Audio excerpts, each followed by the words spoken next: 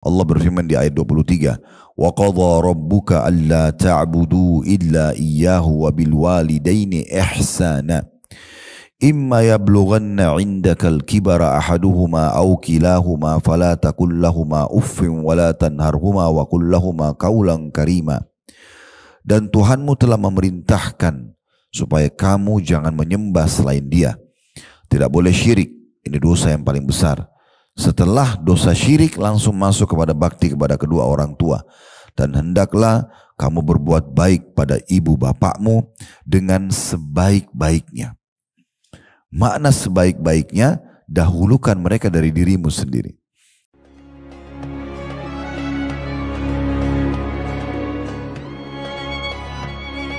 Assalamualaikum warahmatullahi wabarakatuh. Alhamdulillah, tidak henti-hentinya lisan kita selalu memuji dan memuja Allah, termasuk bila Allah subhanahu wa ta'ala masih memberikan kita umur dan kesempatan yang bisa kita maksimalkan untuk memberatkan timbangan amal kita pada hari kiamat. Pada hari ini, alhamdulillah, Allah subhanahu wa ta'ala masih memberikan kita kesempatan untuk melanjutkan roda kehidupan di muka bumi ini, yang harusnya setiap orang di antara kita memaksimalkannya di atas tujuan kita diciptakan, yaitu mengabdi dan beribadah kepada Allah subhanahu wa ta'ala. Bila ada orang di antara kita, dia mengerjakan ketaatan, kemudian kepada ketaatan yang selanjutnya, dari zikir kepada zikir, dari solat ke solat, dari baca Quran ke baca Quran, dan apapun itu sifatnya perintah dalam agama, maka berarti Allah mencintai dan menginginkan kebaikan untuknya. Dan kalau seseorang terlalaikan dan jauh dari agama Allah, bahkan terus saja menerabas dan melanggar hukum-hukum dan pelanggaran-pelanggaran yang Allah sudah larang untuk dilanggar, maka berarti Allah ingin mencelakakannya. Karena memang Allah subhanahu wa ta'ala akan melihat hamba-hambanya, siapa di antara mereka yang mau baik dan siapa di antara mereka yang tidak mau baik. Oleh karena itu kita harus bersyukur kalau kita masih bisa mengisi dengan kebaikan-kebaikan. Selanjutnya kita panjatkan salam hormat kita kepada Rasulullah Muhammad sallallahu alaihi wasallam, sebagaimana Allah telah perintahkan kita untuk mengucapkan salam hormat tersebut. Seperti biasa, Bapak Ibu sekalian, kita akan melanjutkan bedah buku kita 100 ide praktis mendidik keluarga menjadi saleh, yang ditulis oleh Abdul Latif bin Hajiz Al-Ghamidi. Dan pada pertemuan yang lalu kita membahas satu poin saja, yaitu masalah mengunjungi para ulama, dai, penuntut ilmu, orang-orang baik di rumah mereka dan tempat aktivitas mereka di bidang kebaikan dan juga dakwah, agar anak-anak bisa meneladani mereka, belajar dari mereka dan bekerja sama dengan mereka. Sekarang kita akan masuk ke ide yang baru, yaitu ide ke-95 tentunya. Saya berharap Bapak Ibu sekalian, mungkin bapak-bapak yang hadir secara online, karena di sini tempatnya ibu-ibu, maka saya menyapa keduanya insya Allah. Tentu juga ibu-ibu yang hadir online juga sama, tersapakan secara otomatis. Kita berharap bahwasanya apa yang sudah dipelajari tidak terlewatkan begitu saja, tapi memang berbekas dan dipraktikkan. Poin yang lalu, di Kamis yang lalu, satu pertemuan khusus kita membahas panjang lebar ini penting sekali. Bagaimana kita terbiasa melibatkan dan juga menjalin persahabatan yang baik antara kita dengan para dai dan para ulama. Karena efeknya sangat besar. Mereka biasanya memang sudah tersibukkan dan sudah terbiasa mengisi waktunya dengan ilmu, dengan iman, dengan amal saleh. Dan mereka juga orang yang sangat ketat dalam pelanggaran-pelanggaran, sehingga mereka tidak terjerumus di dalamnya. Tentu saja kita berharap dengan dekat pada mereka, maka secara otomatis kita juga akan terjaga. Karena memang Nabi Muhammad SAW bersabda, "Al-maru ala dini khalili, falyandur ahadukum ila man yukhalil." Seseorang sesuai dengan agama temannya, maka dia harus pilih teman dia bergaul. Dan Nabi Muhammad SAW sudah mengatakan, perumpamaan majelis yang baik, ya, orang-orang saleh itu seperti perjual parfum, minyak wangi. Paling sedikit kita akan mencium bau wanginya. Dan mungkin kita bisa saja mendapatkan hadiah atau membeli parfumnya. Dan paling buruk, ya, atau majelis yang buruk, teman-teman yang tidak baik, maka itu seperti orang yang meniupkan api pada arang. Minimal mendapatkan bau tidak sedap dan maksimal bisa membakar baju kita. Oleh karena itu kita harus membentuk komunitas yang baik ini. Bermula dari para ulama. Rumah yang berkah sekolah yang berkah, ya, keluarga yang berkah justru yang dekat dengan para ulama dan dai. Karena memang mereka orang-orang sekali lagi yang memang sudah memperjualbelikan sebenarnya tanda kutip di sini hidupnya, waktunya untuk agama Allah Subhanahu wa taala, maka mereka orang-orang di saf-saf depan dalam mengerjakan ketaatan dan meninggalkan larangan. Dan sudah kami paparkan panjang lebar pada pertemuan yang lalu seperti apa bentuk interaksi kita. Hadiri majelisnya, dukung dakwanya, kebarkan bukunya, dan juga tentu kita membawa anak-anak kita sehingga mereka terbiasa mengenal, daripada mereka hanya tahu menghafal nama-nama pemain bola atau artis-artis saja, maka lebih baik mereka menghafal nama para ulama. Dan otomatis dengan menghafal dan kita nama mereka dan membiasakan mereka bertemu, mereka akan tertarik nanti untuk mencontohi dan menjadikan mereka sebagai suri tauladan. Betapa beruntungnya orang tua yang anak-anaknya menjadikan ulama sebagai suri tauladannya. Pasti mereka akan baik. Dan betapa ruginya orang tua yang anaknya menjadikan para orang-orang yang jauh dari agama, yang dikenal dengan orang-orang fasik justru sebagai tauladannya. Ini berbahaya sekali. Ya, jadi jangan pernah berbangga kalau anak-anak kita justru senang untuk menjadi seperti Barbie atau menjadi seperti Cinderella atau menjadi seperti tokoh-tokoh fiktif yang lainnya, atau memang ahli maksiat yang jauh dari agama Allah. Otomatis mereka pasti akan terpengaruh dengan itu. Tapi kalau mereka kita dekatkan dengan para ulama, para ahli ilmu, orang-orang yang baik, maka kita berharap tentunya juga akan ada efek dari itu semuanya. Kita temukan banyak di antara ulama-ulama kita yang ada di Madinah, di Mekah itu, guru-guru kami pun, mereka memang oleh orang tuanya dibiasakan dari kecil. Aktif di Masjid Nabawi, aktif di Masjid Haram Mekah, mereka interaksi di majelis ulama. Ternyata betul-betul mereka menjadikan itu hanya sebagai idolanya. Dan mereka pun ikut di jejak para ulama tersebut. Akhirnya mereka melanjutkan estafet halaqah-halaqah ilmu di masjid atau dua masjid yang mulia ini. Mereka menjadi mufti, mereka menjadi panduan dan panutan di masyarakat. Dan itu tentu yang menjadi hal yang paling menggembirakan bagi sosok orang tua muslim. Ya. Karena ini prestasi terbaik. Selain buat anak itu dan masa depannya, juga buat kita sendiri. Kita akan panen pahala dari amal soleh anak-anak tersebut. Ya, saya berharap poin-poin seperti ini jangan lewat begitu saja Bapak Ibu sekalian. Sayang sekali. Ya, kalau hanya sekedar masuk telinga kanan keluar telinga kiri, atau hanya sekedar ditulis di buku kemudian tidak pernah lagi dimurajaah, dikembali lagi dibaca gitu kan. Ide kita ini banyak sekali, kaya dengan ide. Dari ide 1 sampai 94 sudah kita pelajari. Poin demi poin ya, kita sudah tambahkan dengan faedah-faedah tambahan, kisah-kisah, dalil-dalil tambahan, semua ini jangan terlewatkan begitu saja. Jadi kesimpulan di poin 94, libatkan hidup kita bersama para ulama-ulama tersebut. Ya, apa saja yang bisa kita terlibat dengan mereka karena memang akan mendatangkan efek-efek yang baik. Kalau kita memberikan makan saja kepada seseorang, ada pilihannya seorang alim dengan seorang yang biasa, maka tetap lebih baik kita memberikan kepada seorang alim. Karena kata Nabi SAW, la ya'kulu ta'amaka illa taqi. Jangan memakan makananmu kecuali orang yang bertakwa. Dan orang yang patuh maksudnya. Karena otomatis makanan tersebut, minuman tersebut akan dikonsumsi untuk ketaatan kepada Allah Subhanahu wa taala. Karena mereka pasti akan menjaga. Bukan berarti para ulama dan dai ini luput dari kesalahan, tapi bisa saja mereka terus dalam kesalahan. Tetapi paling tidak mereka orang yang lebih hati-hati, Baik, kita akan masuk poin ke-95 dalam pendidikan dan membentuk keluarga yang saleh. Saya bacakan di halaman 79 kata penulis, teladan dalam melakukan amal perbuatan dengan berbakti kepada bapak ibu dan berbuat baik kepada keduanya, memberi keduanya, bersikap lemah lembut dan lunak kepada keduanya bila keduanya masih hidup. Karena hal ini melahirkan dampak positif dalam mendidik mereka. Poin ini memang terlihat sederhana Bapak Ibu sekalian. Tapi kesempatan ini pertemuan lengkap 1 jam kita akan bahasin. Karena memang salah satu program paling dasar dan harus betul-betul dihidupkan dalam rumah tangga adalah bakti pada kedua orang tua. Mulai dari kita, walaupun kita ini sudah menjadi orang tua statusnya, selama orang tua kita masih ada, tunjukkan ya kepada Allah Subhanahu wa taala kalau kita menjalankan perintahnya untuk bakti dengan kedua orang tua sebagaimana nanti akan kita paparkan panjang lebar dalilnya insyaallah. Dan anak-anak kita juga akan melihat itu. Oh ternyata ibu ayah saya bakti sama orang tuanya ya, misal. Maka secara otomatis ya, saya pun anak-anak itu akan mengatakan akan bakti kepada ibu dan bapak. Ya. Dan cukup banyak contoh-contoh pernah terjadi di Saudi begitu. Orang tua justru yang kasar dengan orang tuanya malah dibalas dengan anak-anaknya juga yang kasar pada mereka. Jadi cukup banyak contoh berhubungan dengan masalah hal ini tentunya. Dan ini sejalan dengan sabda Nabi Muhammad SAW, baktilah dengan kedua orang tua kalian, maka Allah akan memberikan kalian anak-anak yang berbakti dengan kalian.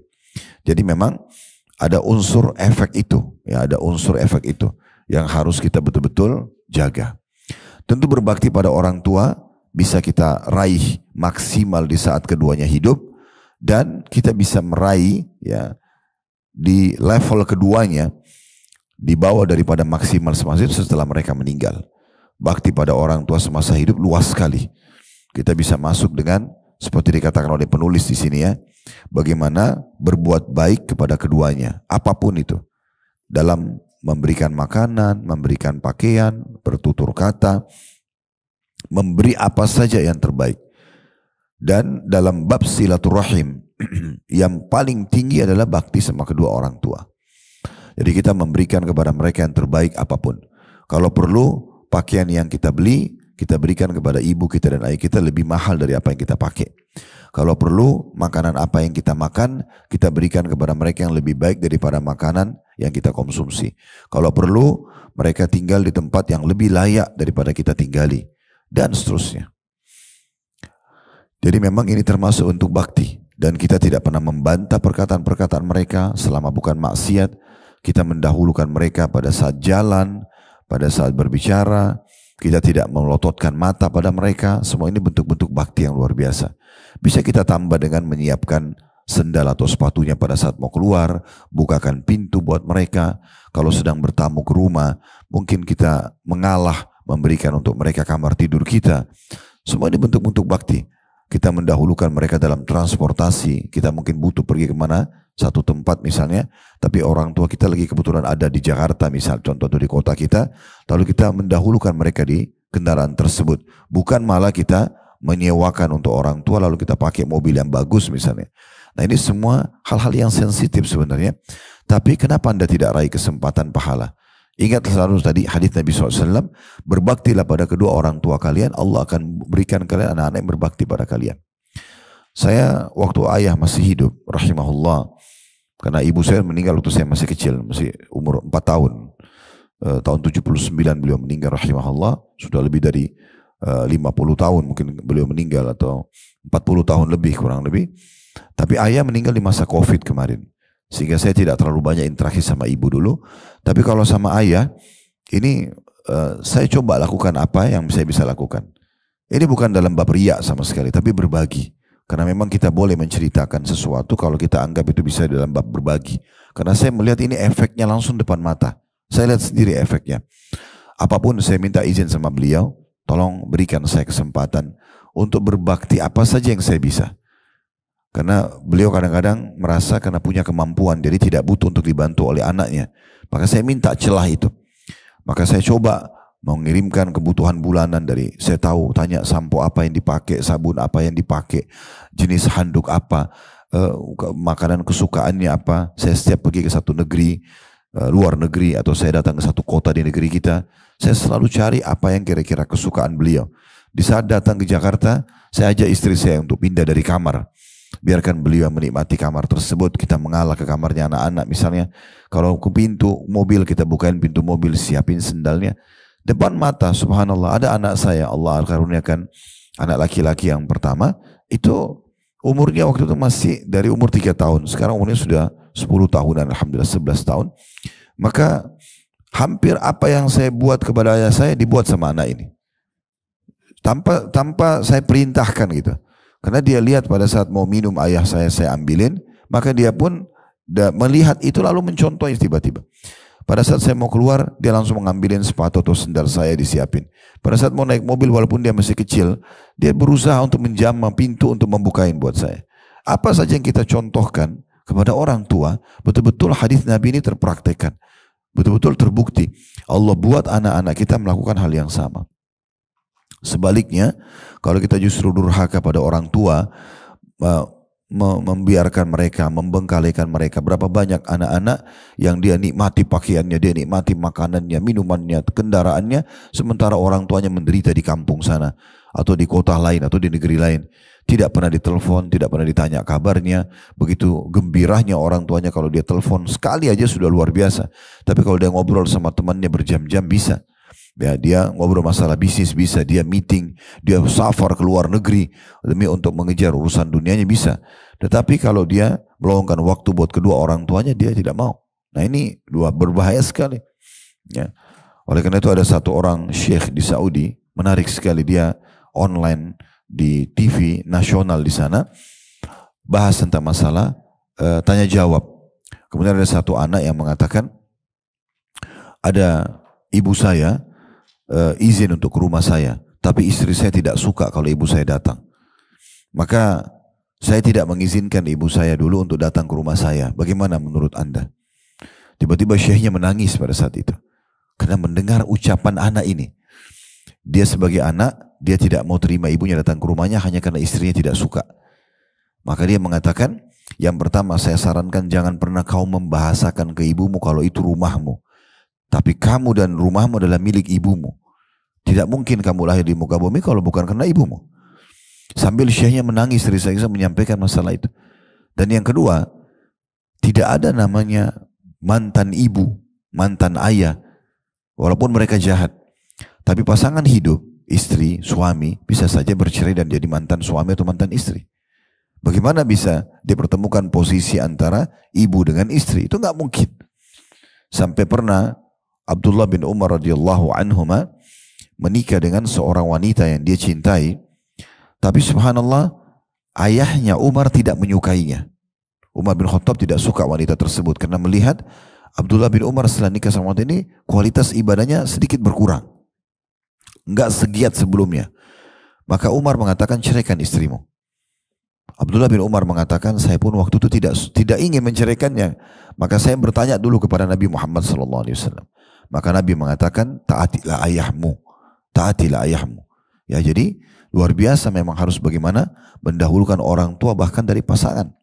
Ini kalau posisi si anak perempuan. Kalau anak laki-laki, kalau anak perempuan tentu pindah bakti utamanya kepada suaminya. Dia dahulukan suami dari orang tuanya. Tetapi bukan berarti dia memutus orang tuanya.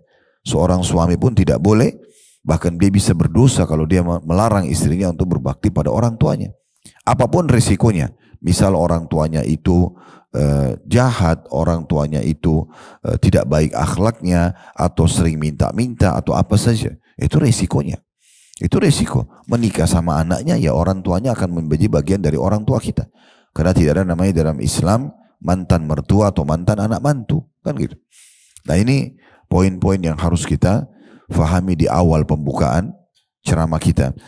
Di sini saya ulangi dulu, perkataan penulis perlu kita renungi sama-sama. Berbuat baik pada kedua orang tua, memberi keduanya. Sudah kami jelaskan tadi, berikan pakaian yang terbaik, makanan terbaik, minuman terbaik. Kalau perlu targetkan lebih baik daripada yang kita miliki. Dan selama mereka hidup, Bapak Ibu sekalian, kita punya peluang besar sekali. Karena kalau masih hidup kita masih bisa dapat pahala dari makanan mereka, minuman mereka, sampo mereka, sabun mereka, bedak mereka, apalah ya yang mereka butuhkan, yang untuk kebutuhan mereka, pakaian mereka, tempat tinggal, kendaraan, rumah dan segala macam lah. Kalau sudah meninggal terbatas. Semua ini nggak bisa, kecuali kita mendoakan umroh dan haji, ya. Jadi sedekah ini terbatas. Tapi kalau semasa hidup, hampir semua bisa kita lakukan. Hampir semua bisa kita lakukan. Jadi Bapak Ibu yang masih dikarunia Allah, orang tuanya hidup, jangan sia-siakan. Itu betul-betul pintu surga. Harus hati-hati sekali. Peka sekali dalam masalah ini. Bagi Anda yang masih jarang telepon ke orang tuanya, tanya kabar mereka tiap hari, minta didoakan, coba berbagi apa yang Anda makan, apa yang Anda minum, apa yang Anda kenakan, maka segera perbaiki. Mumpung mereka masih hidup. Karena ini yang paling besar pahalanya. Makanya dikatakan di sini juga ditambah dengan bersifat lemah lembut dan lunak kepada keduanya bila keduanya masih hidup. Karena kalau sudah meninggal kita nggak bisa lagi bersifat lunak, ya, tersenyum, menghibur mereka pada saat mereka sedih, memberikan makanan dan minuman tadi dan seterusnya. Dan ini dikatakan akan melahirkan dampak efek ya positif buat diri kita secara keimanan dan juga pahala, serta juga akan memberikan dampak yang baik kepada anak-anak yang akan kita didik nanti. Baik, kita coba lihat dalil-dalil. Sekarang saya bilang tadi, satu pertemuan lengkap kita akan bahas masalah ini. Satu poin saja.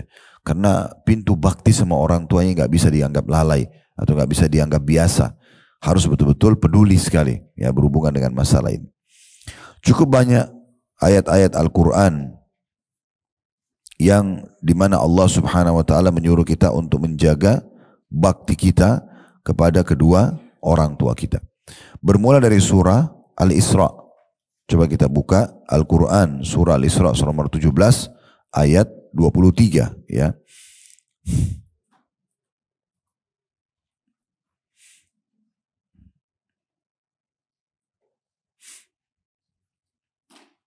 Saya akan bacakan kalau sudah buka.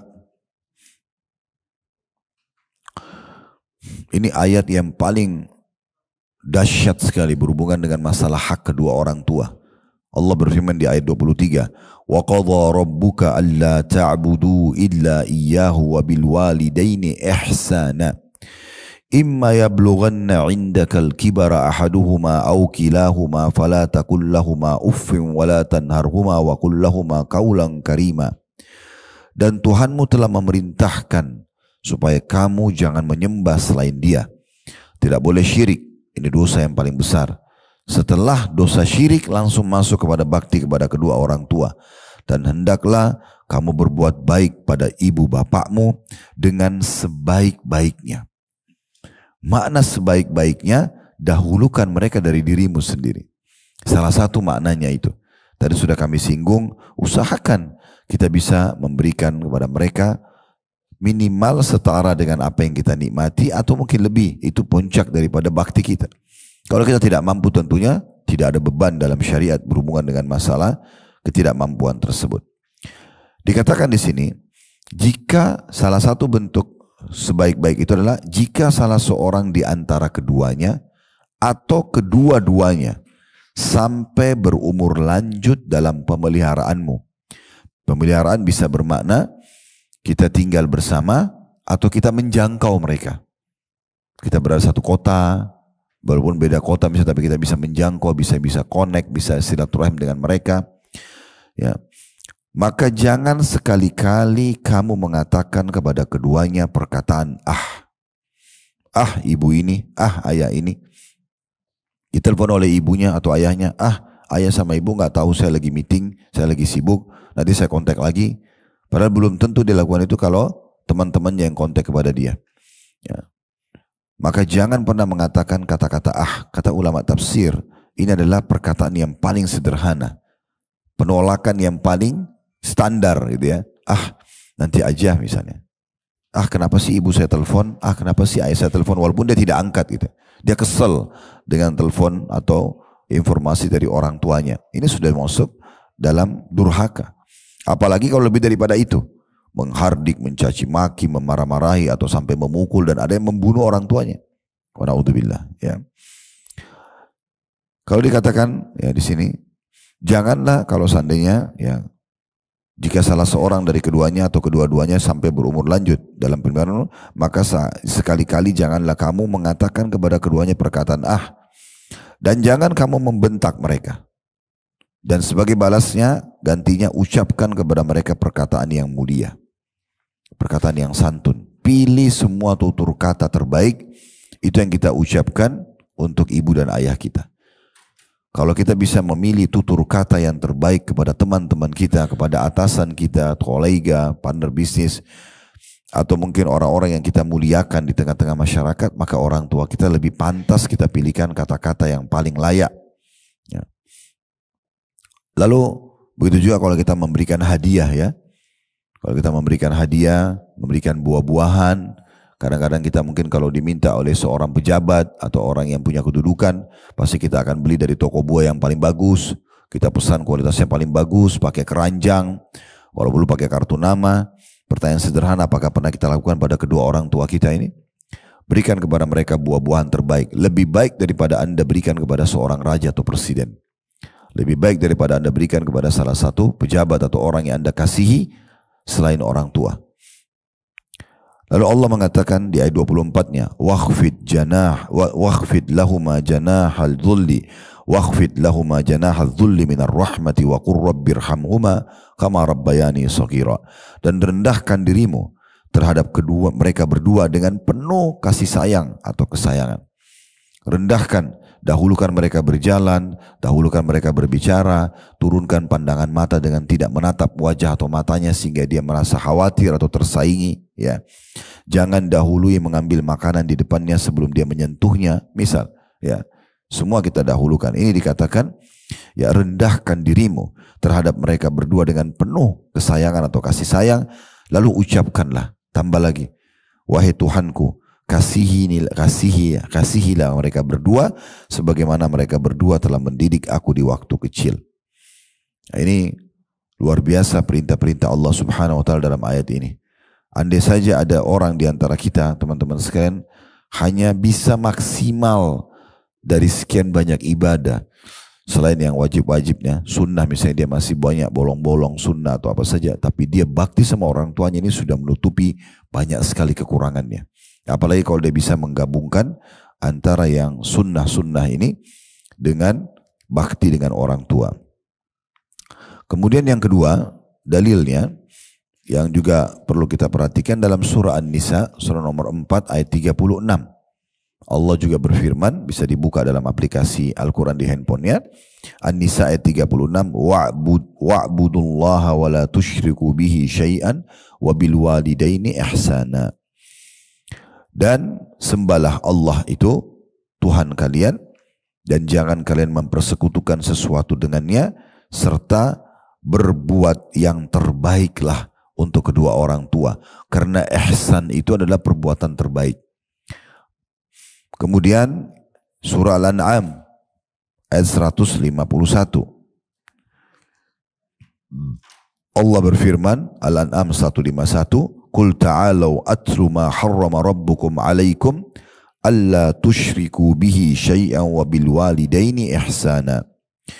Katakan, marilah ku bacakan apa yang diharamkan atas kamu oleh Tuhanmu, yaitu janganlah kamu mempersekutukan sesuatu dengan Dia. D-nya besar, kata ganti Allah. Dan berbuat baiklah terhadap kedua orang tua atau bapak dan ibu. Begitu juga dalam surah Luqman ayat 13 dan ayat 14. Allah berfirman dalam surah Luqman ayat 13 dan 14, wa idh qala Luqmanu libnihi wa huwa ya'iduhu ya bunayya la tusyrik billah innasyirka la zulmun azim.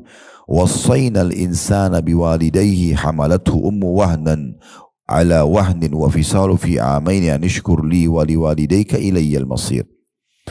Dan ingatlah, atau maksudnya pelajarilah, ketika Luqman berkata kepada anaknya. Luqman salah satu orang soleh yang Allah sebutkan dalam Al-Quran dan dinamakan surah ini namanya surah Luqman. Ingatlah ketika Luqman berkata kepada anaknya di waktu ia memberi pelajaran kepada anak itu, hai anakku, janganlah kamu mempersekutukan Allah. Sesungguhnya mempersekutukan Allah adalah benar-benar kezaliman yang besar, dosa yang paling besar. Dan kami perintahkan kepada manusia berbuat baik kepada dua orang ibu bapak. Ibunya telah mengandungnya dalam keadaan lemah yang bertambah lemah dan menyapinya dalam 2 tahun. Bersyukurlah kepadaku dan kepada dua orang ibu bapakmu, hanya kepada akulah kembalimu. Di sini kita lihat bagaimana Allah Subhanahu wa taala memerintahkan setelah melalui lisannya Luqman, setelah berbakti dan menyembah kepada Allah dan tidak mempersekutukan sesuatu dengannya, maka berbuat baik kepada ibu bapak. Di sini didahulukan ibu, disebutkan karena mengandungnya selama 9 bulan atau dalam keadaan lemah dan juga menyapinya dalam 2 tahun. Kemudian surah Al-Ahqaf ayat 15. Al-Ahqaf ayat 15 juga masih masalah bakti kepada kedua orang tua. Allah Subhanahu wa taala berfirman, "Wassaynal insana biwalidayhi ihsana hamalathu ummuhu kurhan wa wada'athu kurha wa hamluhu wa fisaluhu 30 syahra hatta idza balaga ashuddahu wa balaga 40 sanatan قال ربي أوزعني أن أشكر نعمتك التي أنعمت علي وعلى والدي وأن أعمل صالحا ترضاه وأصلح لي في ذريتي إني تبت إليك وإني من المسلمين." Kami perintahkan kepada manusia supaya berbuat baik maksimal kepada ibu bapaknya atau kedua orang tuanya. Ibunya mengandungnya dengan susah payah dan melahirkannya dengan susah payah pula. Mengandungnya sampai menyapinya adalah 30 bulan. Sehingga apabila dia telah dewasa, sang anak ini ini dianjurkan membaca doa ini. Dan umurnya sudah sampai 40 tahun. Dia disarankan berdoa, "Ya Tuhanku, tunjukilah aku untuk mensyukuri nikmat Engkau yang telah Engkau berikan kepadaku dan kepada ibu bapakku. Dan supaya aku dapat berbuat amal yang saleh yang Engkau ridhai. Berilah kebaikan kepadaku dengan memberi kebaikan kepada anak cucuku. Sesungguhnya aku bertaubat kepada Engkau dan sesungguhnya aku termasuk orang-orang yang berserah diri." Saksi bahasan kita adalah yang awal sekali disebutkan dalam potongan ayat ini agar berbakti kepada kedua orang tua. Jadi sangat luar biasa bagaimana perintah-perintah Allah Subhanahu wa taala. Kita juga lihat bagaimana Allah menggambarkan nabi-nabinya, diantaranya Nabi Yahya yang Allah karuniakan untuk ayahnya Nabi Zakaria, sementara memang ini anak pilihan. Nabi Yahya ini anak yang Allah lahirkan dari seorang wanita, istrinya Nabi Zakaria yang mandul. Umurnya sudah sangat tua, mencapai 90 tahun. Lalu hamil dan lahir Yahya, plus Allah berikan nama Yahya dari sisinya, Allah nobatkan menjadi nabi, orang saleh sekali. Salah satu cirinya yang disebutkan nabi ini, Nabi Yahya dalam Al-Quran, dalam surah Maryam ayat 14, "Wa barram biwalidayhi wa lam yakun jabbaran asiya." Dalam surah Maryam ayat 14. Dan Yahya itu salah satu bentuk pilihan Allah Subhanahu wa taala kepada Yahya sebagai anak di sini yang Allah kasihkan kepada ayahnya atau Allah berikan kepada ayahnya Zakaria yang memohon-mohon kepada Allah agar diberikan anak soleh, dan dia dijadikan seorang yang berbakti kepada kedua orang tuanya dan juga bukanlah ia orang yang sombong lagi durhaka. Dan memang para nabi-nabi adalah orang-orang yang paling berbakti kepada orang tuanya sebagai suri tauladan tentunya. Kita juga tahu bagaimana Nabi Isa alaihissalam masih dalam surah Maryam di ayat 30 sampai 32. Waktu bayinya Nabi Isa masih di buaian, digendong oleh Maryam, dibawa ke kaumnya sempat bingung. Mereka mengatakan, "Wahai Maryam, ibumu bukan seorang pelacur, ayahmu bukan juga orang yang buruk. Bagaimana bisa kau tiba-tiba belum menikah sudah punya anak?" Maka Maryam hanya menunjuk ke bayi itu. Lalu bayi itu berbicara di buaian Nabi Isa alaihissalam. Allah sebutkan dalam surah Maryam tentunya kisah ini. Kisah cukup panjang di mana disebutkan dari ayat 30-nya Nabi Isa berbicara di buaian dalam surah Maryam, "Qala inni abdullahi atani al-kitaba wa ja'alani nabiyya." Berkata Isa, sungguhnya aku ini adalah hamba Allah. Dia Allah memberiku Alkitab atau Injil dan dia menjadikan aku sebagai seorang nabi. Wa ja'alani mubarakan aina ma kuntu. Wa ja'alani mubarakan aina ma kuntu ma dumtu hayya.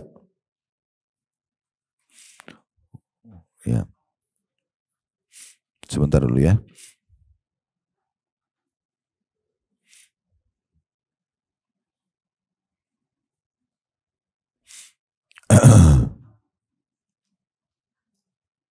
Ya, di situ lanjutannya wa ausani bis shalah itu ya.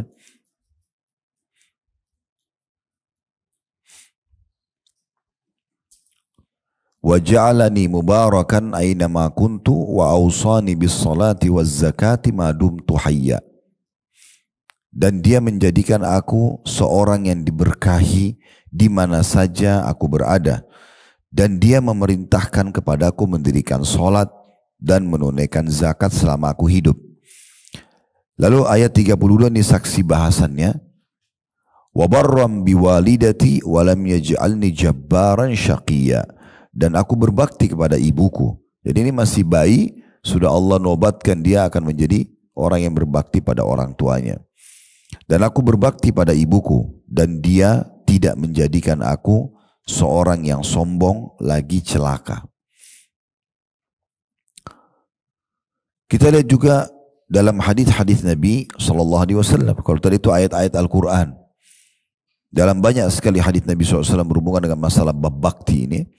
Bahkan ulama-ulama kita banyak menulis buku khusus saja ya, membahas tentang masalah kedudukan bakti pada kedua orang tua. Di antaranya adalah hadis yang sahih riwayat Bukhari Muslim, di mana pernah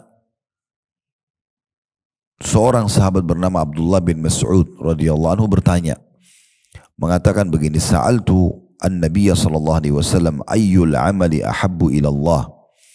Aku bertanya kepada Nabi SAW, amal apa yang paling Allah cintai? Kemudian Nabi SAW mengatakan atau menjawab, qala as-salatu ala waqtiha. Salat tepat on time. Dan sudah pernah kita jelaskan, kalau mau maksimal khusyuk dalam salat, penuhi 3 hal. Tepat waktu, tepat gerakan, dan tepat bacaan. Kemudian, qala thumma ay. Kemudian, aku bertanya lagi, apalagi setelah sholat 5 waktu, tepat waktu. Qala thumma birrul walidain. Yang kedua, bakti kepada kedua orang tua. Setelah sholat, haknya Allah langsung memberikan hak kedua orang tua. Qala thumma ay. Kemudian aku bertanya lagi, apalagi setelah itu? Qala al jihadu fi sabilillah. Berperang di jalan Allah. Berperang di jalan Allah. Kita juga tahu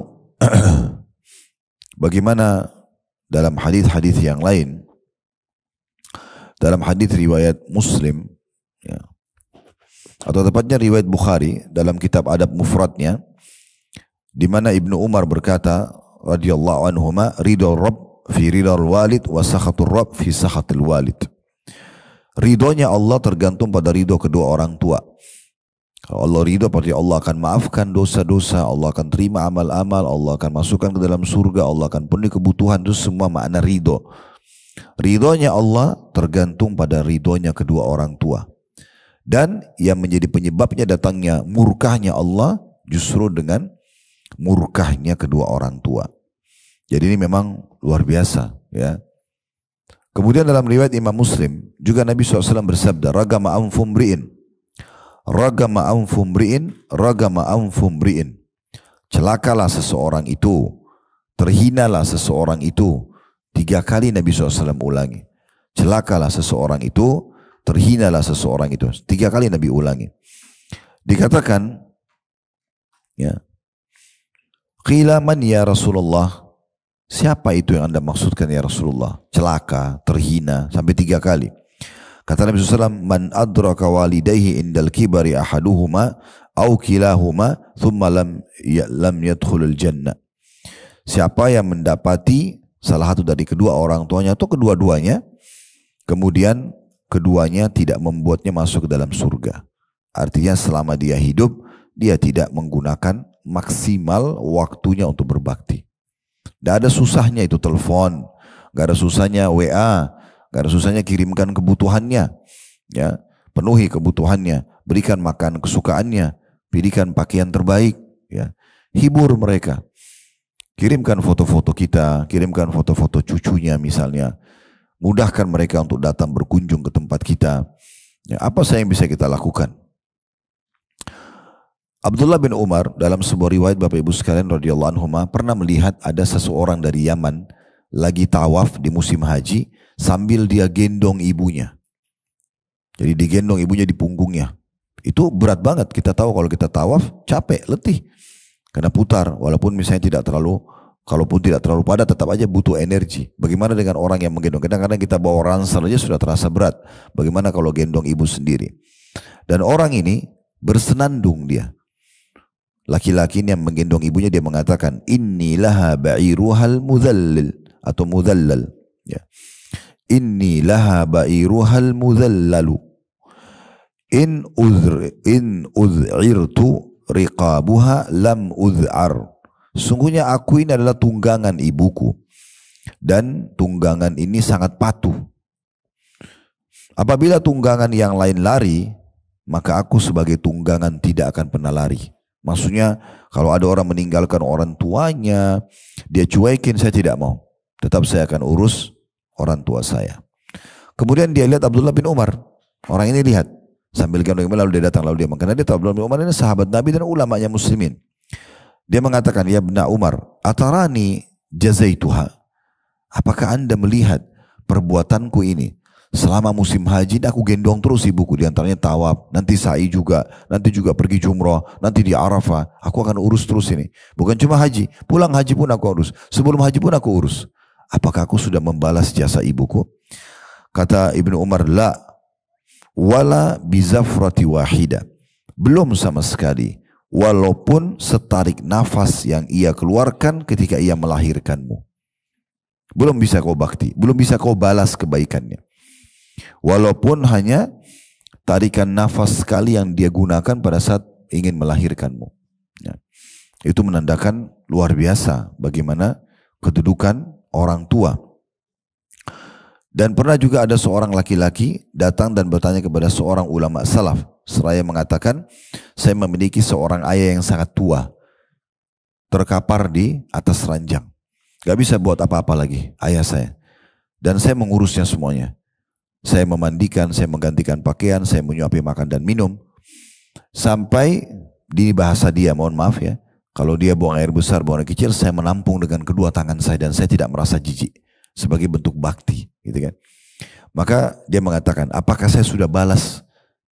Saya sudah balas kebaikan ayah saya? Dinasihati oleh ulama tersebut. Sehingga saya ini perkataan Hasan Basri atau Said bin Musayyib, salah satunya saya lupa, tapi seorang ulama tabi'in dia mengatakan belum sama sekali, belum sama sekali. Karena perbedaannya waktu kamu kecil, ayahmu mengurusmu, mencari nafkah, kadang-kadang juga bergantian sama ibumu, ya, mengurus kamu. Kadang-kadang ada suami pulang ke rumah, dia ada selipkan waktu juga untuk menggendong anaknya, menemani juga bayinya, atau dia memenuhi kebutuhan susu dan segala macam kebutuhan. Dan juga ayahmu pada saat mengurusmu di saat kecil, dia berharap kau menjadi orang yang dewasa dan sukses. Sementara kau sekarang mengurus ayahmu karena kau berharap hanya menjalankan tugas saja dan berharap orang tuamu meninggal dan segera kamu selesai dari tugas itu. Jadi berbeda sekali antara ketulusan orang tua dengan ketulusan kita dalam berbuat baik itu. Tentu saja kita harus berbakti kepada mereka, memberikan apapun selama bukan maksiat kepada Allah ya. Ini ada batasannya. Kalau orang tua kita meminta kita agar melakukan dosa, tidak boleh kita ikutin. Karena sudah pernah kita sampaikan juga kaidah dasar bagaimana sabda Nabi SAW, la ta'ata fi ma'siyah. Innamat ta'atu fil ma'ruf. Tidak ada ketaatan pada maksiat, dan ketaatan itu hanya pada yang dibolehkan saja dalam hadis Bukhari dan juga Muslim. Dalam riwayat Imam Ahmad, dan ini dihasankan oleh para ulama hadis riwayatnya, kata Nabi SAW, ati abaka madama hayyan wala ta'sih. Selalulah bakti pada ayahmu, atau orang tua maksudnya di sini adalah selama dia hidup dan selama tidak diperintahkan untuk bermaksiat. Ya, selama tidak diperintahkan untuk bermaksiat. Sekarang kita susunkan beberapa poin bagaimana sebentuk bakti kepada orang tua. Yang pertama, taati. Taati, apapun yang mereka minta taati. Ya, dan ini yang tadi dalil-dalilnya semua ayat Al-Quran tadi yang memerintahkan kita untuk bakti, semua hadis yang memerintahkan kita untuk bakti, ini semua dalilnya masuk di poin mentaati. Tapi kaidahnya tadi sudah kita sampaikan hadis Bukhari Muslim, la ta'ata fi ma'siyah, innamat ta'atu fil ma'ruf. Tidak boleh ada ketaatan dalam maksiat, ya. Ketaatan hanya pada yang ma'ruf yang dibolehkan, ya. Maka ini yang pertama, mentaati mereka, jadi mendahulukan mereka dalam segala hal. Maaf, mentaati ya. Kemudian yang kedua, mendahulukan perintah mereka. Mendahulukan perintah mereka dari perintah siapapun. Kecuali satu keadaan, yaitu perintah suami untuk istri. Kalau bertemu antara perintah suami ibu sama ibu dan ayah Anda, maka atau antara suami ibu dan orang tua ibu, maka di sini ibu dahulukan suaminya dulu, baru kemudian memenuhi kebutuhan orang tua. Tapi selain daripada ini, semuanya kita dahulukan orang tua kita. Jadi ibu-ibu yang hadir di sini, baik offline ataupun online, usahakan kalau status Anda sebagai seorang istri, hati-hati, jangan justru membuat suami Anda durhaka pada ibunya, ya. Tapi buatlah, lahirkanlah, ya. Justru kebaktian dalam hidupnya kepada orang tuanya itu disebabkan karena Anda. Ini penting sekali supaya nanti Allah pun mengaruniakan Anda anak-anak yang berbakti dengan Anda. Pastikan siapapun istri yang menjadi penyebab suaminya durhaka pada orang tuanya, dia juga akan dikasih anak yang sama. Maka dia harus hati-hati sekali, ya. Disuruh sokong, dukung suami agar bisa berbakti pada orang tuanya. Kalau hal-hal itu sifatnya sunnah, kita harus dahulukan orang tua. Kami bahas beberapa waktu yang lalu. Sekarang ini lagi berjalan bahasan di Blok M. Berlanjut sudah beberapa pekan. Judulnya itu dosa besar menunda kewajiban. Kami bahas menunda kewajiban sholat. Kalau masuk sholat terus sengaja dilalaikan sampai keluar waktunya, ini dosa besar. Menunda zakat bagi yang mampu lewat haul, ya, padahal sudah penuhi nisabnya. Kemudian menunda puasa Ramadan tanpa ada udzur, sudah jelas hilal terlihat. Menunda haji padahal dia punya kemampuan, yang haji pertamanya. Kemudian ada juga menunda perintah orang tua. Ini juga termasuk menunda kewajiban. Selama perintah itu bertemu, ya, dengan perintah makhluk yang lain selain suami tadi untuk istri, atau kalau haknya Allah sunnah. Kalau haknya Allah sunnah. Ya, kalau orang tua kita minta, kita lagi pengen ketemu sama teman-teman, lagi mau pergi makan, lagi mau pergi bisnis, tapi ibu dan ayah kita mengatakan tolong nak temani dulu atau bantu ini dan seterusnya, dahulukan orang tua. Ya, berhentikan semua yang lainnya, dahulukan. Tadi saya bilang kecuali istri ke suaminya, dia bisa dahulukan suaminya sambil dia berbahasa atau menutur kata yang santun pada ibu dan ayahnya agar diberikan, ya, ridho mereka, keriduan mereka untuk mendahulukan suami. Setelah itu baru dia penuhi kebutuhan orang tuanya, gitu ya. Jadi kita mendahulukan, ya, supaya, ya, kita bisa dapat pahala dari mereka, gitu ya. Begitu juga dengan ibadah sunnah. Kalau kita lagi sholat sunnah, beda kalau sholat wajib. Kalau bertemu saya pernah jelasin, kalau masih ingat, hak wajibnya Allah seperti sholat wajib misalnya, dengan hak wajibnya makhluk seperti panggilan orang tua. Di sini kita tidak boleh mendahulukan orang tua, makhluk. Jadi kalau orang tua panggil ibu, kita panggil ayah, panggil nak misalnya, kita lagi sholat wajib, kita nggak boleh batalin. Itu wajib, haknya Allah. Tapi kalau bertemu antara hak wajib makhluk, ini adalah bakti pada orang tua, termasuk seruan mereka, dengan hak Allah tapi sunnah, sholat sunnah. Di sini kita wajib batalin sholat sunnah kita untuk menjawab panggilan mereka. Ya, ini poin yang penting untuk kita garis bawahi. Di sini maksudnya mendahulukan mereka, ya, dalam perkara-perkara yang sudah kita paparkan tadi. Yang ketiga tentunya kita harus, ya, menghiasi diri dengan akhlak yang baik di hadapan mereka. Ya, maksudnya tutur kata yang santun, ya, ramah.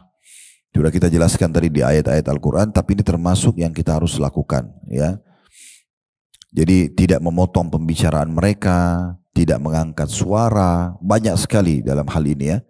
Sampai Utsman bin Affan radhiyallahu anhu itu beliau kalau ibunya lagi bicara dia tidak berani lihat mukanya. Dan tidak pernah satu kali pun apa yang ibunya bilang dia bilang tidak, pasti dia iyakan. Ya. Selama itu bukan pelanggaran.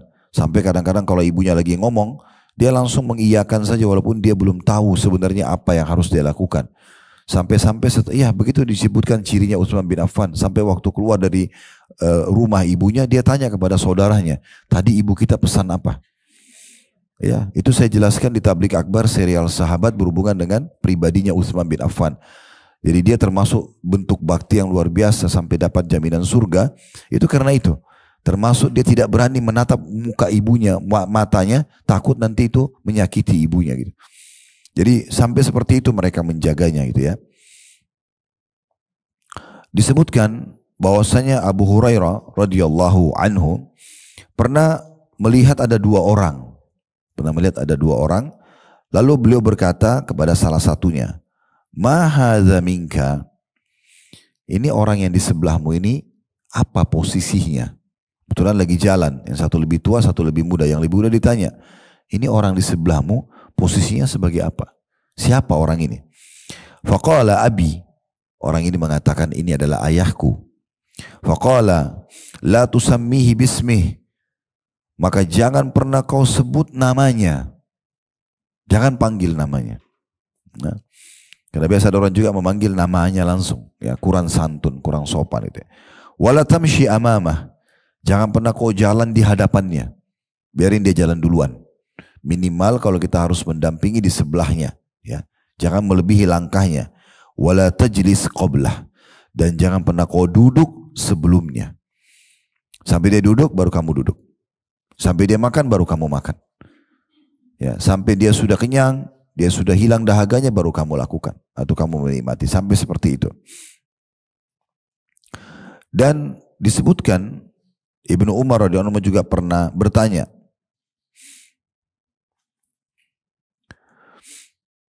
apakah engkau takut masuk surga dan apakah engkau takut masuk neraka dan ingin masuk ke dalam surga? Ini riwayat dinukil dari Taisalah bin Mayyas. Ya. Ia berkata bahwa Ibnu Umar berkata padanya. Jadi orang ini seorang tabi'in. Dia cerita tentang pengalaman dia waktu ketemu sama Abdullah bin Umar. Namanya Taisalah ya, bin Mayyas rahimahullah. Dia mengatakan, waktu dia ketemu Ibnu Umar berkata pada dia, apakah kau takut masuk neraka dan ingin masuk ke dalam surga? Maka kata Taisalah, iya, tentu saja. Maka Abdullah bin Umar mengatakan, betul bertanya, apakah kamu masih memiliki kedua orang tua yang hidup? Maka dia menjawab, Taisalah ini mengatakan, iya, aku masih memiliki seorang ibu, karena ayahnya sudah meninggal. Maka kata Abdullah bin Umar, demi Allah sekiranya engkau berlemah lembut dan bertutur kata kepadanya dan memasakkan makanan untuknya, sungguh engkau akan masuk surga selama engkau menjauhi dosa-dosa besar. Masak makanan, belikan makanan jadi, oke lah, pakaian jadi, tapi selalu setiap hari jangan lewatkan ada hari di mana kita tidak bakti pada mereka. Kita tidak memberikan perhatian kamu. Berapa banyak anak-anak yang tidak peduli. Mungkin dia pikir karena orang tuanya sudah mampu, dia nggak perlu lagi pikirkan makanannya atau tidak perlu menawarkan makan atau pakaian atau segala macam. Padahal sebenarnya semua itu pintu bakti. Pintu bakti yang dia bisa masuk karena memberi orang tua yang mampu pun bisa. Itu masuk dalam bab bakti. Apakah pakaian, apakah kendaraan atau apa saja yang kita bisa berikan. Semua ini tadi perkataan itu dari perkataan Abdullah bin Umar dan Abu Hurairah ya, dinukil dari kitab Adab Mufradnya Imam Bukhari. Kemudian kita masuk yang keempat ya.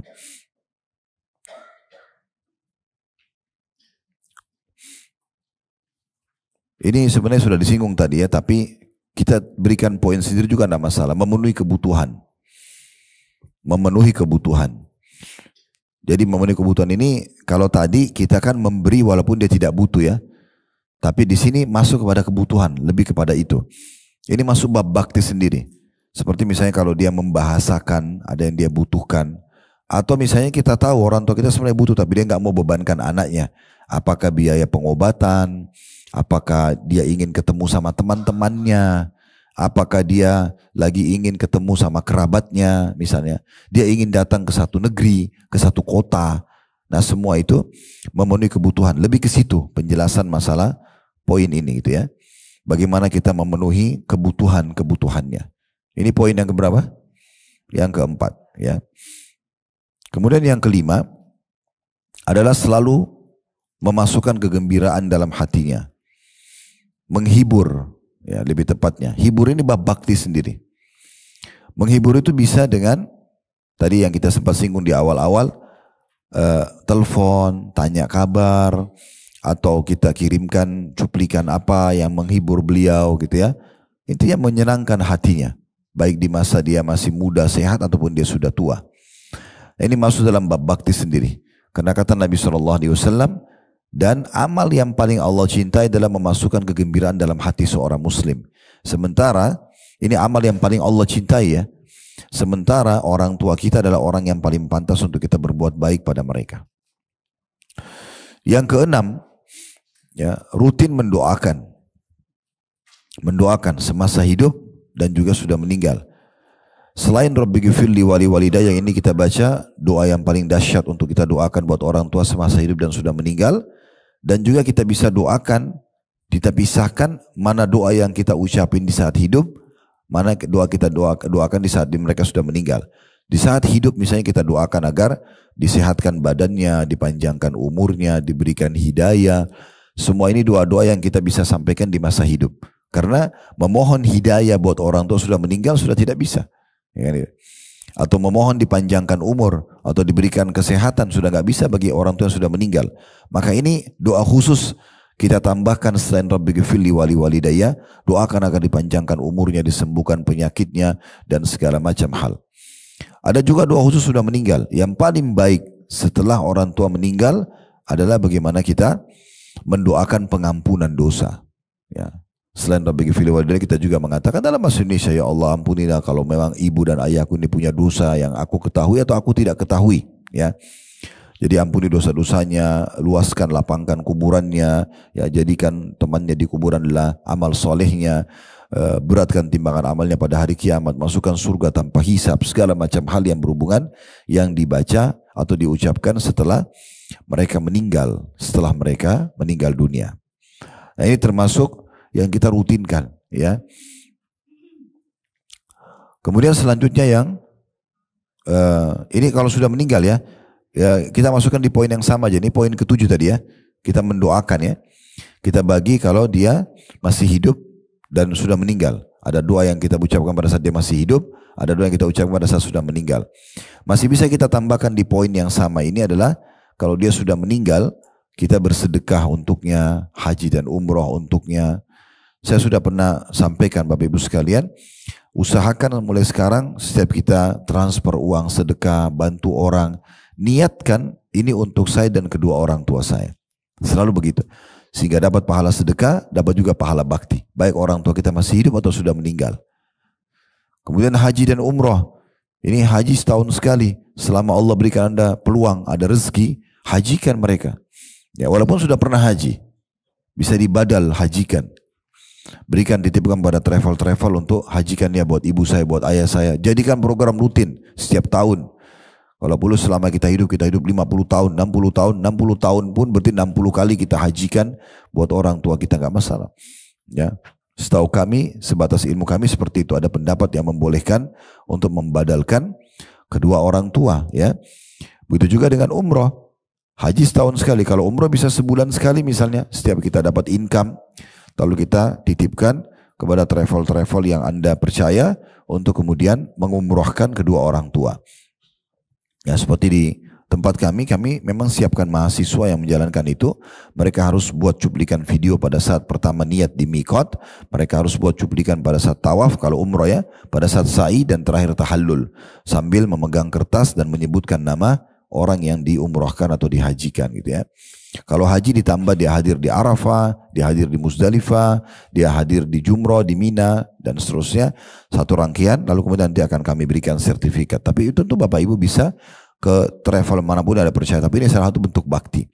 Karena ini akan sampai pahalanya kepada mereka. Itu tadi yang ke-7 ya. Betul. Kemudian yang ke-8 adalah melanjutkan hubungan dengan orang-orang yang terdekat dengannya. Baik itu punya hubungan kekerabatan atau tidak. Pernah saya jelaskan kalau Bapak Ibu masih ingat bahwasanya yang terdekat bakti kita pada ayah kalau ayah meninggal adalah saudaranya ayah, paman dari ayah. Saya yakin Anda masih ingat dulu ya, kita pernah tulis itu. Julukan atau panggilan dalam bahasa Arab untuk saudara ayah am. Ain sama mim. Biasanya kalau kita mau nisbatkan pamanku, maka ditambah sama ya. Dan diganti mimnya jadi kasrah, ammi ya. Pamanku. Ini maksudnya dari ayah. Tidak ada salahnya mulai sekarang Anda terapkan, saudara-saudara suami Anda bilang sama anak-anak, panggil mereka ammi. Misalnya namanya Ahmad, Yusuf, ammi Ahmad, ammi Yusuf. Supaya jelas perbedaannya. Karena paman dari ibu, saudaranya ibu, bahasa Arabnya khal. Kha sama lam itu ya. Khal. Kha alif baru lam. Ya, khal. Beda ini. Ini paman, ini paman. Tapi kalau ayah meninggal, yang kita dahulukan adalah am, saudaranya ayah. Walaupun khal juga termasuk punya hak bakti kita, itu ya. Tetapi kita dahulukan paman ini. Kalau biasanya kalau yang saudara ibu, kalau dibilang pamanku dari ibu, khali. Jadi misalnya ibu di sini yang hadir, offline ataupun online punya adik. Misal adik Anda laki-laki namanya Ahmad misalnya. Anak-anak suruh panggil Khal Ahmad misalnya. Dibiasakan begitu. Supaya dia tahu, oh ini saudaranya ibu, ini saudaranya ayah gitu ya. Karena dalam bab bakti itu adalah ayah, paman dari ayah yang kita dahulukan. Sebagaimana dinukil riwayat bahwasanya Ali bin Abi Thalib radhiyallahu anhu sering kali duduk di pangkuannya atau di dekat paha pamannya Abbas sambil mengatakan, wahai paman, ridholah kepadaku karena ini pengganti ayahnya, pengganti Abu Talib. Karena Abbas masih hidup ya setelah Abu Talib meninggal jauh waktunya. Nah sementara kalau yang terdekat dengan ibu kita adalah saudarinya ibu. Kalau saudarinya ayah, biasa kita panggil juga tante. Kalau laki-laki tadi am ya. Kalau perempuan ammatun. Ammatun, ain, mim, ta. Kalau tanteku, kita bilang gitu ammati. Misal contoh, Anda punya atau suami Anda ya, punya kakak perempuan atau adik perempuan. Suruh anak-anak kita, misal namanya Khadijah. Contoh saja, maaf kalau ada yang pas ada namanya bersamaan. Misal namanya Khadijah, ya, namanya Hafsah, namanya Aisyah misalnya. Maka kita suruh anak-anak panggil ammati Khadijah, ammati ya Aisyah. Jadi jelas ini berarti tante tapi dari ayah. Kalau dari ibu khalatun. Kalau tanteku khalati. Misal contoh, Anda punya saudari perempuan, ya. Anak-anak nanti misal saudari Anda namanya Maryam, contoh. Anda bilang sama anak, panggil ini khalati Maryam. Nah kalau dalam bakti orang tua, kalau untuk ibu, tante ini penggantinya adalah saudarinya ibu. Makanya kita bedakan istilah panggilannya. Walaupun semua kerabat ini yang terdekat dengan orang tua kita bisa kita berbuat baik sama mereka. Saudaranya, saudarinya, ya, pamannya, tantenya dan seterusnya. Dari orang tua kita semua masuk kita bakti. Termasuk orang tuanya itu kakek dan nenek kita misalnya kalaupun masih hidup. Semua itu kalau kita buat baik karena orang tua kita berarti masuk dalam bab bakti. Ya. Masuk dalam hal ini adalah teman-temannya. Walaupun tidak punya hubungan kerabat. Misal dulu ayah dan ibu punya sahabat dekat. Sekarang mereka sudah meninggal. Orang tua sudah meninggal tapi teman-temannya masih hidup. Anda bisa bakti. Dengan melanjut hubungan dengan mereka. Mengirimkan makanan. Muslim atau non muslim. Yang penting orang tua kita pernah punya hubungan. Ya. Hubungan baik. Jadi kayak sekarang misalnya, ini ibu-ibu dan bapak-bapak yang hadir kajian kita, misalnya anggaplah dalam kajian ini Anda punya sahabat di sini yang hadir, sangat dekat dengan Anda. Maka Anda harus jelaskan ke anak-anak Anda, ini sahabatnya ibu ya, ini sahabatnya ayah. Mereka tahu dan jelaskan kepada mereka. Kalau ayah ibu sudah meninggal, maka ini adalah tempat-tempat kalian berbakti. Makanya kita pun sebagai orang tua harus pintar memilih teman. Supaya nanti anak-anak kita kalau bakti dengan teman-teman kita tuh bakti sama orang yang tepat. Bukan ahli maksiat. Gitu kan? Dan kalaupun misalnya kita tidak tahu apakah memang teman ayah atau ibu kita ini baik atau tidak, ya kita lakukan apa yang boleh dalam agama. Seperti kita tegur sapa, Assalamualaikum misalnya, kita mengirimkan hadiah sebagai bentuk bakti pada orang tua kita gitu ya. Bahkan Abdullah bin Umar jauh lebih daripada itu Bapak Ibu sekalian. Pernah satu kali beliau menuju ke Mekah, lalu beliau menemukan ada satu laki-laki Badui kurang lebih seumur dengan Abdullah bin Umar atau lebih muda sedikit. Tapi Abdullah bin Umar menghormati dia, memberikan dia lagi naik tunggangan. Kalau kita sekarang mungkin naik motor atau mobil gitu ya. Karena keledai yang lagi ditunggangi oleh Abdullah bin Umar itu dipakai. Beliau turun dari keledainya, beliau lepas jubahnya yang dipakai, lalu beliau hadiahkan kepada seorang orang Badui. Tidak ada yang kenal orang ini. Maka kemudian orang-orang bertanya, siapa orang ini? Begitu luar biasa, Abdullah bin Umar ini sahabat Nabi dan ulamanya sahabat, ulamanya muslimin. Kok memuliakan orang ini?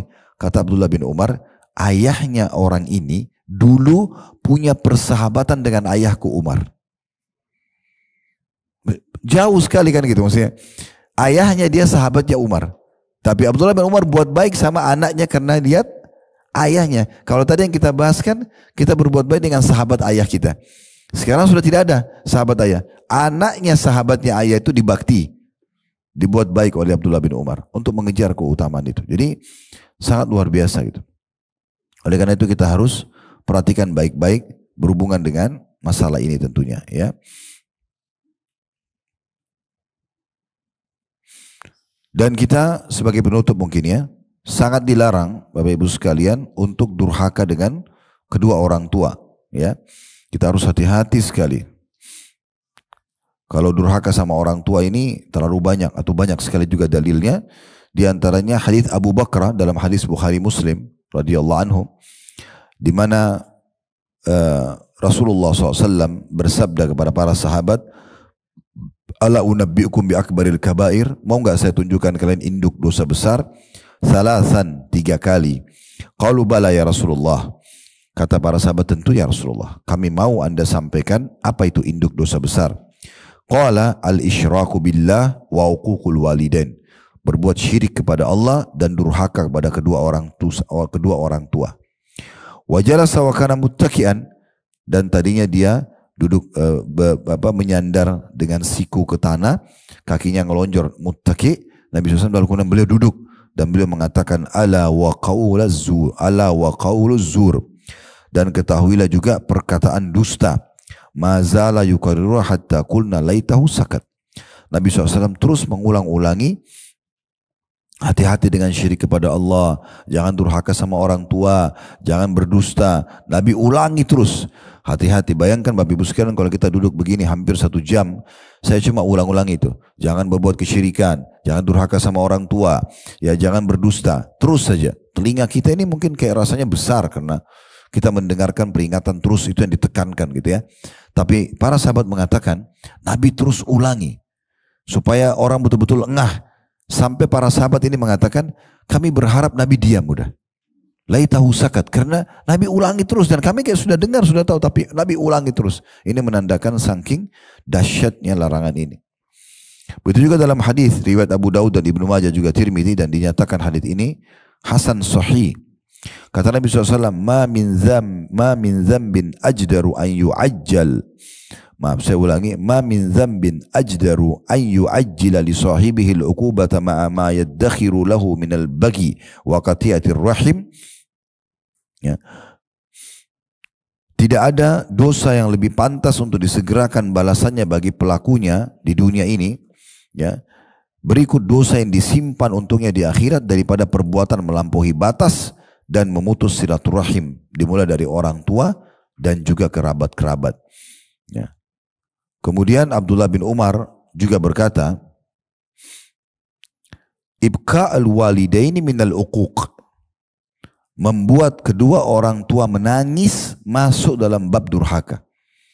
Membuat kedua orang tua menangis masuk dalam bab durhaka. Berarti kita justru harus menghibur mereka, bukan membuat mereka menangis. Ini sudah pernah saya juga singgung Bapak Ibu sekalian. Jangan suka curhat dengan orang tua. Jangan curhat sama orang tua. Karena curhat sama orang tua ini, mereka kan sangat mencintai kita. Kecintaan orang tua pada kita itu melebihi cinta kita padanya. Gitu kan? Ibu dan ayah itu susah diganti cinta mereka. Karena mereka tulus sekali dalam mencintai kita. Anda kalau cerita sesuatu dengan mereka, kalau itu beban Anda hanya menambah beban buat mereka. Ya, mereka akan jadi kepikiran, mereka akan jadi begini dan begitu. Ya, belum lagi mungkin mendoakan, bisa saja misalnya kalau Anda ribut dengan suami atau istri, malah orang tua kalau kurang ilmu agamanya dia bisa mendoakan keburukan buat anak mantunya. Ini jadi masalah. Tadinya Anda berharap baik rumah tangganya bisa diperbaiki malah jadi rusak kan gitu. Karena doa-doa mereka. Maka kita harus hati-hati sekali. Oleh karena itu kita harus menjaga ini, ya kita harus menjaga. Mujahid berkata, la yanbaghi lil walad an yadfa yada walidihi idza darabah. Kata Mujahid ini ya, perkataan beliau seorang ulama yang masyhur dari kalangan salafus saleh dulu. Dia mengatakan tidak pantas bagi seorang anak menepis tangan orang tuanya kalau orang tuanya mau memukulnya. Itu perkataannya. Tentu di sini ada batasan ya, nanti saya akan jelaskan. Kemudian wa man syadda an-nazar ila walidayhi lam yubirruhuma. Dan barang siapa yang melihat ke orang tuanya dengan tatapan tajam, maka dia telah durhaka. Wa man adkhala alaihima ma yuhzinuhuma faqad aqqahuma. Dan siapa yang memasukkan kesedihan ke dalam hati atau fikiran kedua orang tuanya, maka dia telah durhaka kepada keduanya. Tentu di sini yang dimaksud adalah kalau orang tua itu niatnya mendidik. Kita tidak bicara kalau orang tua itu lagi mabuk, mukul anaknya. Enggak, itu bisa kita tepis. Karena ini perbuatan kezaliman. Tapi ada orang tua, dia mau didik anaknya. Dia mau berikan pendidikan. Karena memang harus, karena anak-anak kan boleh dipukul ya. Kalau tidak mau dengar dalam pendidikan agama, kata Nabi SAW, perintahkan anak kalian sholat di umur 7 tahun dan pukullah mereka di umur 10 tahun. Tapi pukulan memang yang tidak berbekas gitu ya. Tapi di sini sebenarnya Mujahid ingin lebih menekankan tentang masalah saking dahsyatnya bakti sama orang tua sampai pada level itu gitu. Kemudian dalam perkataan Ka'ab al-Ahbar mengenai perkara yang termasuk bentuk durhaka sama orang tua, idza amaraka walidaka bi syai'in falam tuti'huma faqad aqaqtahuma al-uquqa kullah. Kalau seandainya orang tuamu memerintahkanmu dalam satu perkara selain maksiat kepada Allah, selama kamu mampu, bukan dosa kepada Allah, namun engkau tidak mentaatinya atau menunda-nundanya. Menunda-nunda saja. Berarti engkau telah melakukan kedurhakaan yang sempurna. Sudah cukup itu dihitung durhaka yang dosanya sangat besar. Ya, apalagi kalau dicampur dengan berbagai macam hal. Oleh karena itu kita harus hati-hati sekali. Bagaimana dengan orang yang misalnya dikaruniai orang tua yang dia tidak peduli, lalu orang tuanya sakit hati, lalu mendoakan dia keburukan. Ini doa yang mustajab banget ya. Harus hati-hati. Kalaupun kita diuji oleh Allah Subhanahu wa taala dengan orang tua justru yang jauh dari agama, lisannya suka berkata yang tajam misalnya, maka kita berusaha untuk menghindari agar jangan sampai dia mengucapkan perkataan-perkataan buruk. Ya. Jangan kita malah berkeluh kesah. Karena memang begitu sifatnya. Allah takdirkan dia menjadi ibu kita, menjadi ayah kita. Ya udah kita sabar. Sebenarnya kan bagaimana caranya kita menghadapi orang yang rewel, orang yang fudul, itu selalu mau tahu apa saja, maka lebih baik kita banyak diam.